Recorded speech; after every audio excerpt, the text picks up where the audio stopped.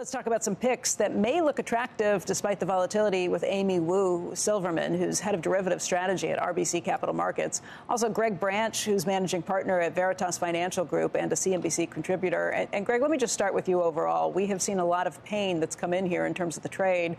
You think there's potentially more to come, even though we're down so far from all-time highs. You don't think it's over yet. Why is that?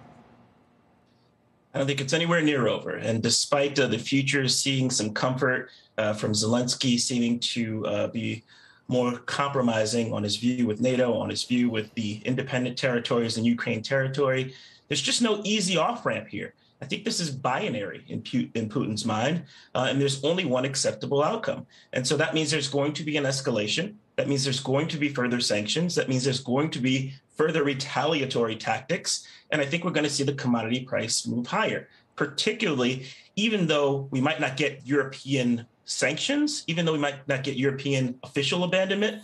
Actions are already being taken. Companies are taking specific actions. Refiners, shippers are refusing Russian cargoes. And so although it's not happening officially, it is happening behind the scenes. This will continue to put commodity price pressures into the system, which will continue to drive inflationary pressures, which over here, even though the energy crunch will be felt most acutely in Europe, will result in some diminished consumer demand, particularly as we feel that pain at the pump.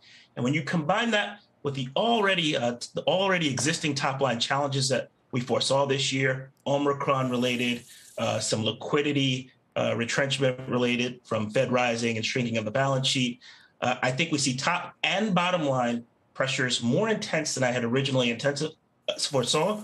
And even when this is resolved, hopefully as well as can be in a few months, we're still left with an environment that is typified by rising rates, by decreased liquidity, and by significantly decelerating corporate earnings growth. And it's really hard to get multiple expansion in that environment. And in fact, any one of those factors leads to multiple contraction. Amy, we are talking about a much more volatile environment. That's typically not great for returns, but you do have some strategies you like. What would you be telling people? Yeah, good morning, guys. I would say, look, it's obviously been very volatile, especially intraday volatility. And that's actually good for options markets. It's good for being tactical. I'll just point to one name, Tesla. It's a fan favorite for retail, right? And you've seen a pretty big differentiation with most hedge funds and institutions degrossing right now, but retail still continuing to buy the dip. When you look at a name like Tesla, the options activity has really flipped. It used to be the case that Tesla calls were the most popular, most bid, highest implied volatility. That's totally flipped to the downside.